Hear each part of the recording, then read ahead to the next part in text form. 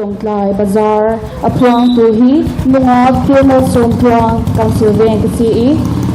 จันเซอร์อาการมันเปียกตัวดิ่งอาปูซีเจทันเลียนะ advisor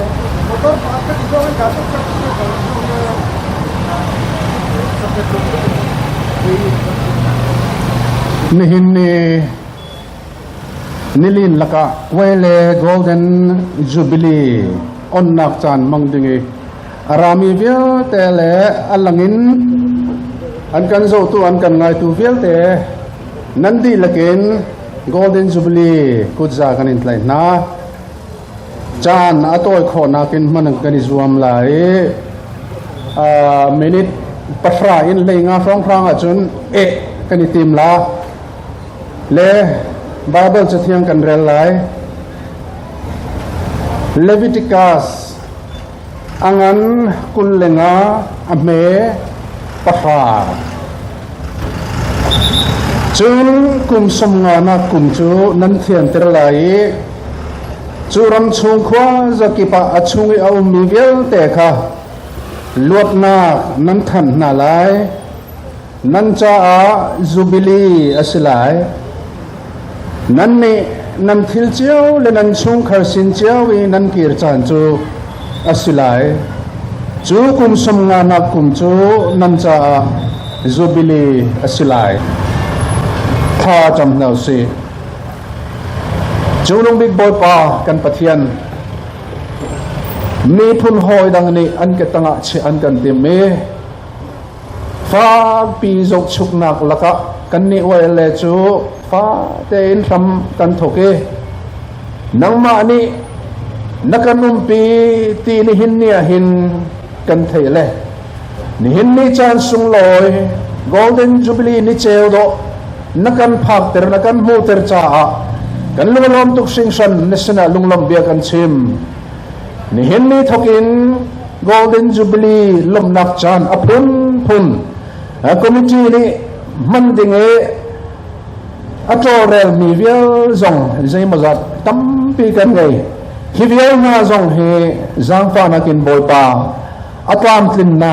rak kan muter than ri lo tia na sina tha kan chame itua hen machuvial cho kan chan vial te on nak kan mang asle ni hin ni chan kan man ning ding vial te zong hi nang ma ni rak kan pi lo item apun phun ngai tu vial sina nang lo kan ti ding mi vial te a boy nak arnak zai man lo te e kan chan ashram alai adong tiang na thiang tharau hruai na na pa bo jisu khri menen kanin hal kan pa pathian tu CZ Thanlian advisor sina lung kanilom atua chon hika kanban ratchan golden jubilee onna program aban mangdingin pu HC banlaruat puya president kanso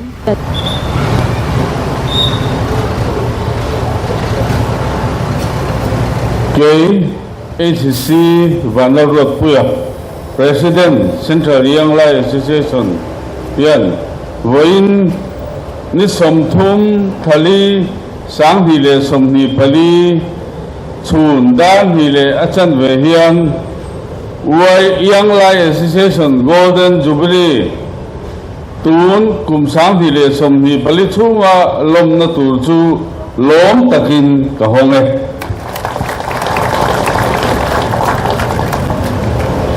atua chun puntag lasak kan ngai halari Lado ngai ngayin dipi akan oidingin lungak laram mai sangaw kan som kan chwasim na kan lairam waile laka kavan sagla liat thami po ni khanan rakasakti vela on hello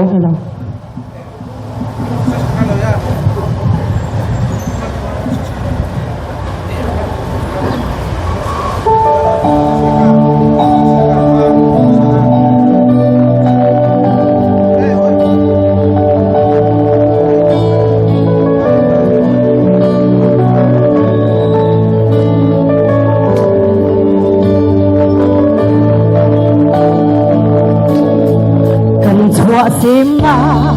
ang lai ram hi ngay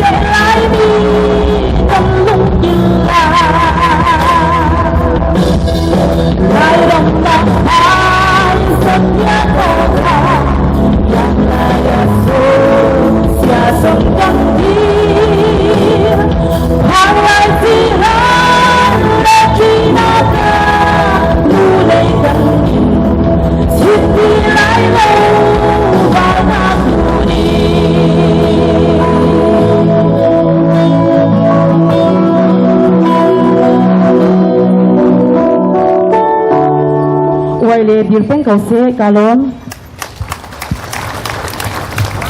nungat laram hai sangau kanilom atua chun bechimnak akan nei piak dingin pu H Zothang Lian former president kansom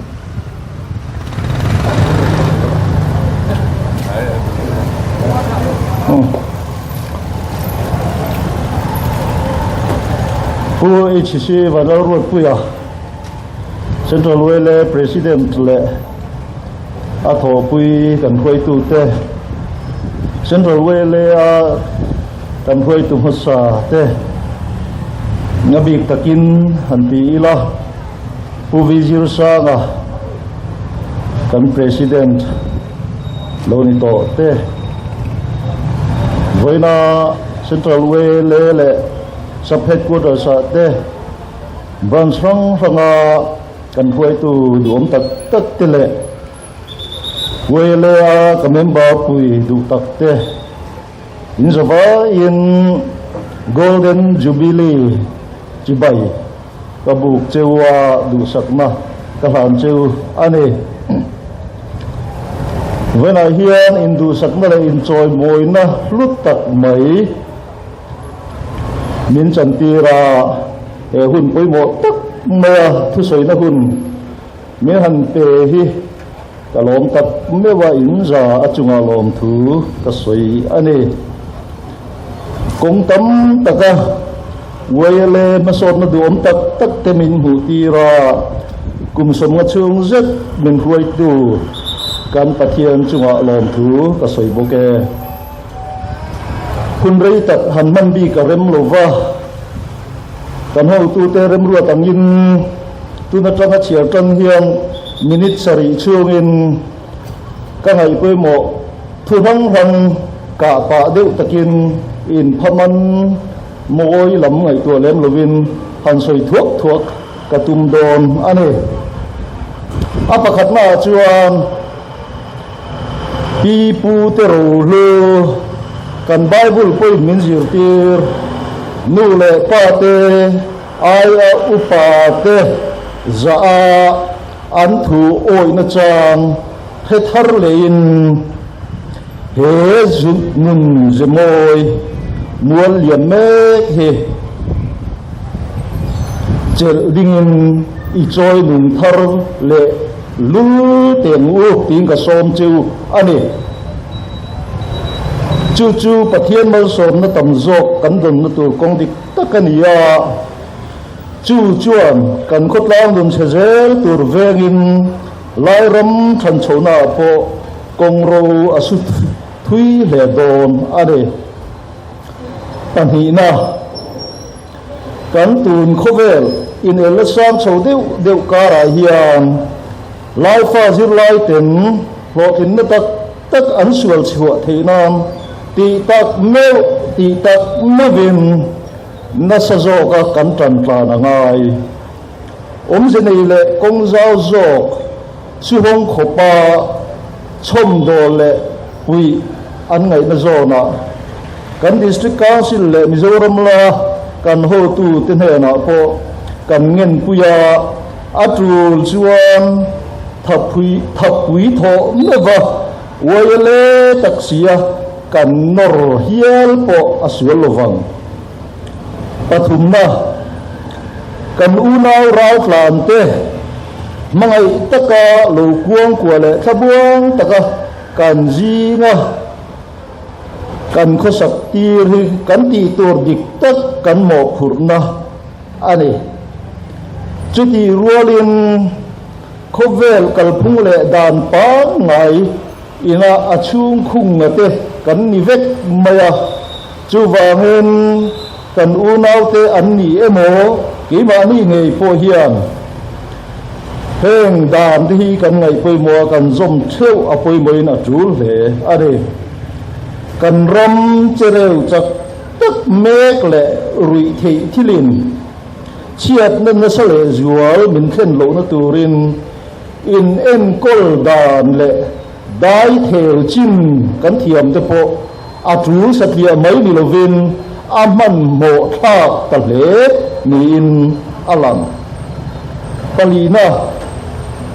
khovel riat le pompuya lai fa ten mania ro in rel na kan nei chun lai autonomous district council hlut nei toy te soi fia mai rual ani lova autonomous district council min nei tir wang hian pathian le amban ruwa India ram hroi tu masa te chunga bang lova lom tur kan ni heti lai hian thakhat le achan ve liam ta March ni som ni le panga sang ni le som ni le pali a khan lai autonomous district council chuan mi pui te ta na a budget em po phara ati fel man ma in an council thu nei na le thil ti the na zong chu caretaker kuta da alo ni ta hi alum chia tha ka apoi boka aza tha ka amul pho thak boka ni ti bo na in soi lo thei lo ni in ka fia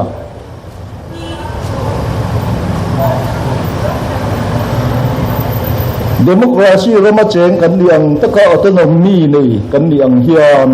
kan rama lai rama hian ke ma ni ngei na kan khan chua te ro re tu ten kan ram an hoi le hi kan hak le e mani ti kan soi du ani chuti ruo chia chuan soi tu pe mo tak dang om ke ni we le chuan kan hoi tu te kan ai awa kan khan chua te hian lai nam le ram ta na thang tlom na kong mu sit om taka an mi pui te hi min liam pui lo kan du ani lai ho chuan dik an dei sen an rin omin an tai mat tlek ta an ram po a thang chak reng ani tia mi ten kan chan chin hi a chelama soi to lova a thalam soi na na an man ve to hi kan ha velari kan du e ma chu kan ho tu te kan huai tu te kan than chua kan ai owa ro re tu te laka thalai ten kan phu te hi ani bokani ti kan soi du ani apanga na le atop na chuan wele hian kan ram tan thil tha tam tak ati in sual chua anei ve chu maya ke ma mai po hian riat tam tak ka ne soi chua vek sem ani lo ani Greater Longklai Water Supply Scheme te sangau le bual pui NG Water Pumping Scheme te Central Well Filter Artificial Turf ha te Lai Culture Center Kam Auditorium Longklai 3 ami te hung te khu với na kan GS ni me pu ja se fa hoa thei top chua la we le in dan sual chua liao ane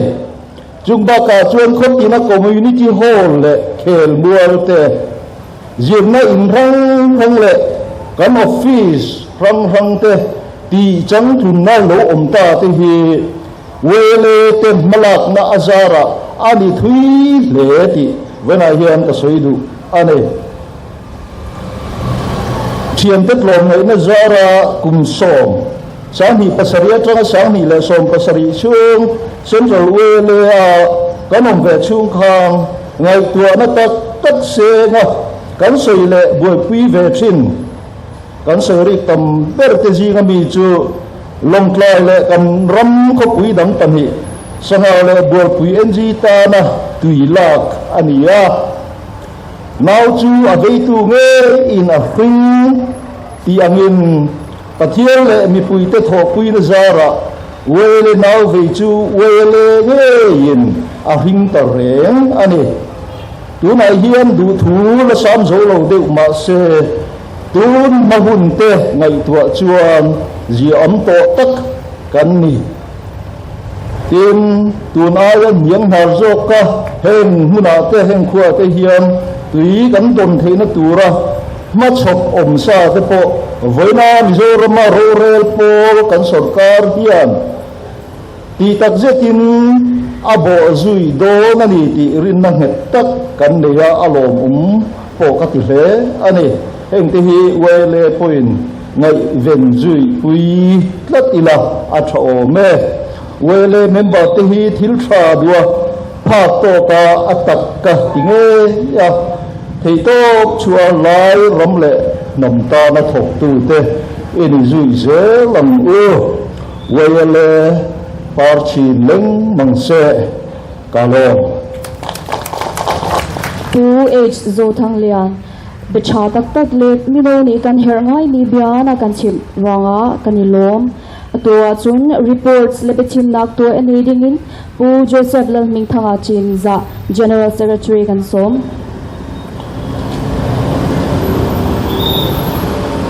nihin ni chan tha chan sum loi akan betu kan pathian chu thang thati nom ko se amai sabi ga nihin ni hi wele yang lai association ni chung kum somga kan phan mak asi cha celebration opening program kan tua cha na si atu ga program a hin kan huai tu athing mi zong le atu kan huai tu zong sub headquarter branch le wele member viate ahong mi kha nandi lakin kutsa kanin lai na voinia yang lai association in kum som nga hel kan hu kum alom na bul tan na program kan man na hian central wele suai tu lo ni to zong abi takin kan nunga thu te voina local thei te le mual million san to an chung te sapre quarter lama kan suai tu he program ngai poi mo local te branch section le wele member te le chan vo ne wanga lai buna local te central wele mingin chibai kan buk thar vele chewani YLA yang lai association hi kum sa khat zakwa som sari le pali September ni som ni le pathum khan din alo ni a YLA din ani hian chu pe chuan enge a thonga enge atiang ti kan huai to masa ten an ngai tuana moto wele na kan ti tur pathum an chop chuaka voini thangin chu moto pathum ata chu YLA min kai suai tu tan kan pol din chana kan mangta Christian nundan moi choi san ti te Wele member ni tir chuan Christian kan ni angaya Christian nun dan moi vong nung tu kan ni angai ni nam zia rang le ni na hum hal ti te moto a an lo da lai fa te history a rambung intention na wangin kovel mun sang sanga tender kan ni a kan nam zia rang le kan ni na te hi abong mai lo nan kan suai tu masa ten wele in malaro se antia chu kan moto patina kan dani wele member te hian chu von nung zel turin kumin kan golden jubilee kumotang te po hian intiam na thar nei turin kan somani tin ramle nam anga mason zel tura thoho ti ato bera kan suai tu masa ten an lo da he pol hian lai ram le lai nam ba aso na tur chuan eng mi hing po eng por po tu po atho ho do na ni atho pui do na ni ti kha kan moto ato na chu ni a lai ram le lai nam ti chuan ob zonga ko lai ro chu he pol hian ado do na ni ti na tluk ve tho ni chu wang chuan wai le kan din chan kan moto ha kan soi masa ania ti chuan hu na local zela voina chuan wele kan suai to lui te po ram ro re la sang zo ate Mizoram level ate district council ate suai to duam tak an lo ni a voini khangin chu wele kan suai to masa te kan huwa thu tam tak te po hi he lai ram le nam wele na moto anei chom nung tu te kha an lo ni a voini a hian kan choi moi cheu ni ti chuan voi din hula chuan wele hianin member singa le sanga chuang kan lo ni beta a branch ang chuan Mizoram Chimlam Longkai district le Siaha district a hian wele branch chugan dinga branch zale so paruk voini a hian kanin record theya sub headquarter pasari kan neya wele ang chuan a branch ang chuan district pahni a inzar phali maila kan moto wero chuan laifa khovel mun sang te ralle lama ramdang om te thlin a huwa mani chu wang chuan tuna kan huai tu zom takina alo soyan khan kan u naw ra kana lo tu lu te po wele hian pen khat po nung tol lowin voini thleng hian kan thei to pin kan puya ei tur kan nei chhum chu ei tur an nei veang ti thutiam nei voini hian kan u naw Myanmar le Bangladesh atanga ron ra kan te wele hian kan chom dol ve ani ti chuan kumin golden jubilee kan lom dan tur kang pui kan soi ve phim thumanga thu chua ang te point branch te point information kan la dong don thowa poni sela kum khuan long turani wangin ama sabera chuan voina kan program hi golden jubilee kan lom na program mas sabera alo ni ta adoba chuan football inter branch in the siak na golden jubilee pualin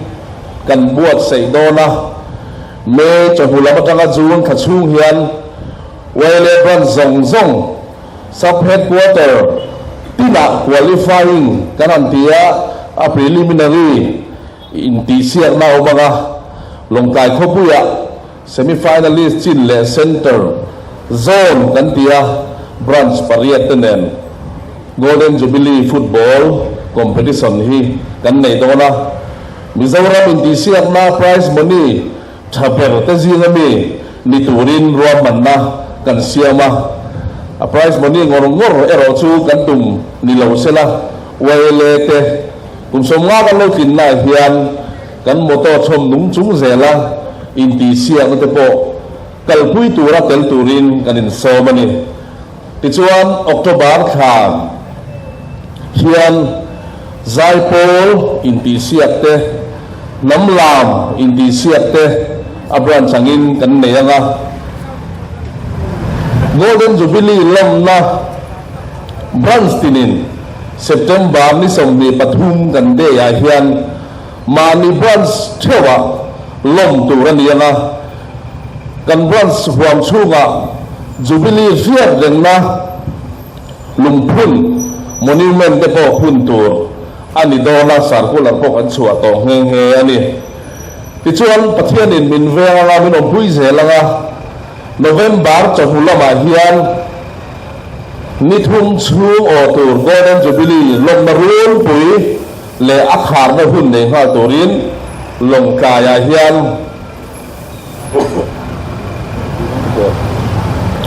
alom na hun kan mangdo na ni Golden Jubilee in buat sena hian tulai thalai te kan boi to ko hana ei zon na chung kwa ti tu tam tak kan nei ti kan sia với nia hian he program kal kala kang sang sang away le member te ka cha du chu he Golden Jubilee lom na chi sang sang a hian tel vero life te history kan sia mek na hian lo yang vero nakuma kum som ni nuwa ifa te ne tu te ne ni soi nuwa in chir lo nan ka tel ve ni ti thei turin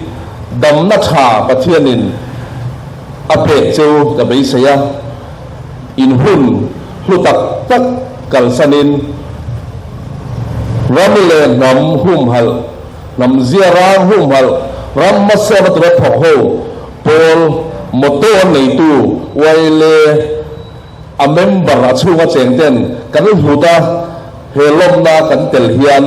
kan Golden Jubilee lom na chu a hlo ting alo ni mai dor ani ti chora to khana na toy te kan soi ve du chu waile kan din tir le voinia chuan kan balak ma te hi ain ang lo ta hle mai khovel ram chang kan na in min lo chi ma India ram khovel ram chak tak ram ho saber te zinga mi ro re lan hoi ka ran oma chu ti rual chon phei khai rual lawa North East apo state le theiber apo akil khora karan oma well ten ti tur kan ga mani Delhi ka sarkar department le institution ten engkim anti line voinia chuan lomkai le chevel well omna chuan engkim de thohi well in ma kan la nga ya India ram constitution a chuan kan omlo mà sẽ constitution nó ina anti tu tam tak sarkarin ati thei tu min pek lo khat thina wangin hen ko ate po hian waile te kan mo phurna asang chho viawa kan nam ziara le ni na hum hal piala ma hian kan ram baso na tur ko a hian voinia waile te kan tana kan haranga ya hey tundin huna chuan ran le lama Rakhine State da mi nuai som pa chuangin Longkai district ele bar chok lula ran bang wele in meeting te kan nei puya wele in ro ban kan siam puya chu tiang chuan kan thenom kan nam pui ni mia lo de po ele baran hei lo nan thei top kan chua ani tin India ram sarkarin na lak na kon sanga kan area chunga waile ten thei to pin kan phena zona ma kan lak puya rui lo do na ko drugs reduction squad kan dina chung ko pa chu squad chunga chuan no ma chang cheve tak tak te kan ram le ha ma damma kan thalai ten kong dik an zo phena turin DRS kal kanin kan ram ala dam mani ti kha soi dua kumpuan committee te kan dina kan kumpuan committee ten life te ko phang phang tlang phang phang te kan har sat mai nang lo tak tak te sut yan ho the na turin kan pumpuan committee ten pa lain khotin an to chuaka chun zong zonga chuan India ram sarkar ni mo state ni mo atang hian kan puna kan dong lo hle a kan thei to pin wele member te kan tangani ti chuan lai autonomous district council kan neya asoi lo thei lawa India ram chak tak noya constitution meu na min pen LADC hi om lo se kan chevele boundary le lama nam ke ni ai tam de zo te bin bul hi kan bin bul ani ve thir reng ani ti kha se thar le tai la chu wang chuan he kan LADC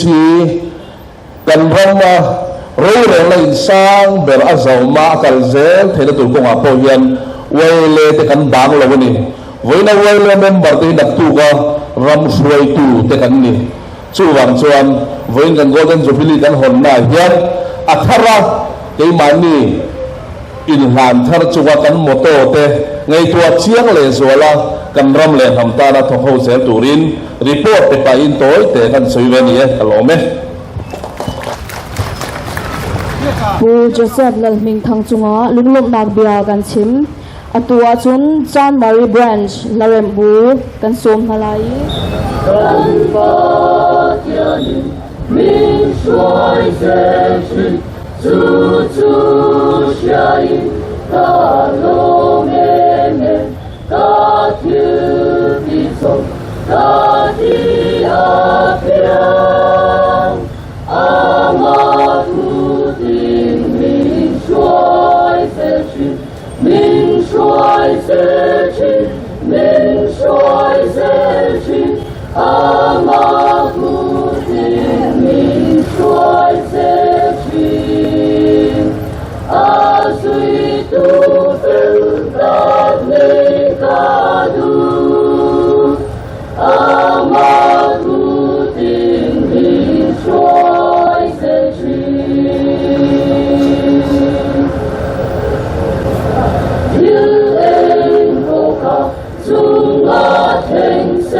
lung mai lâu vinh ca lâu lô mà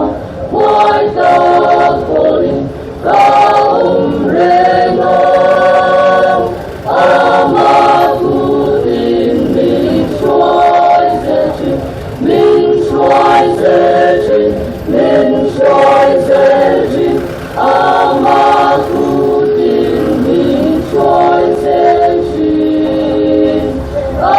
sweet to fill the Mekadu Amatu tin min shuai se chi min shuai se chi min shuai se chi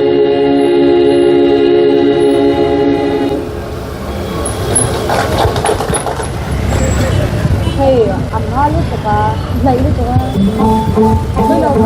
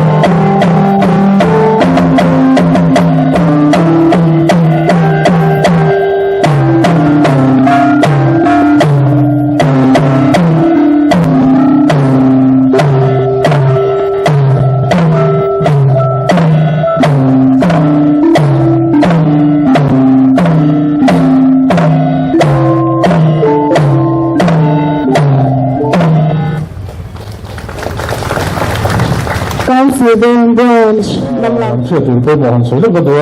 เฮ้ยที่สัตว์กันกลางสองตัวนะที่สัตว์ไม่ได้กันเห็นจูบิลีพอลgolden jubileeพอลิน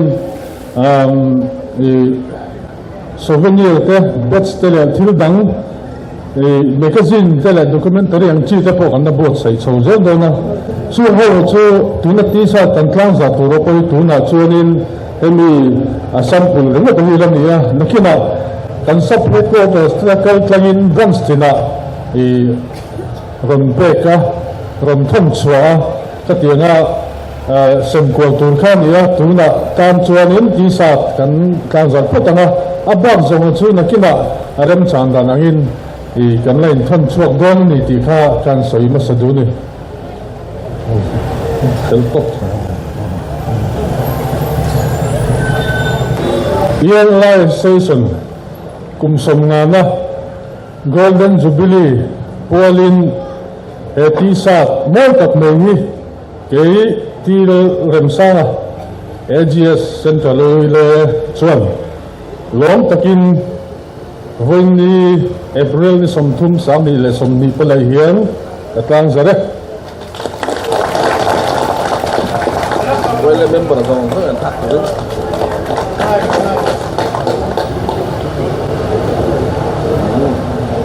อันหล่อไหม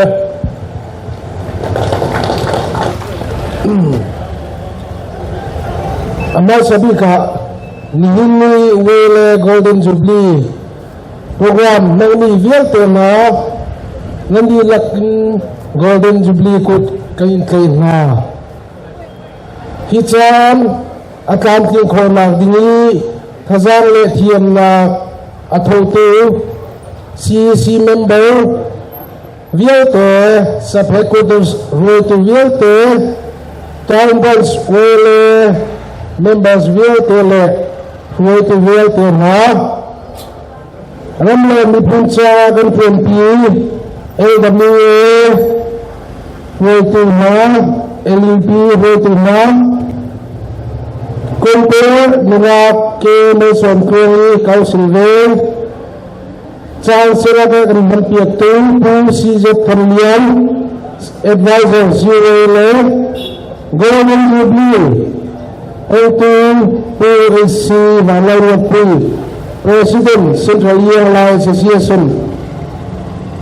Detra kan simtu Zempelian President William Chan Salpi anak kaitu Filfile Plantinga Reporti akan petu Joseph Lainung Tercinja Central Airline Association Pilihan yang saya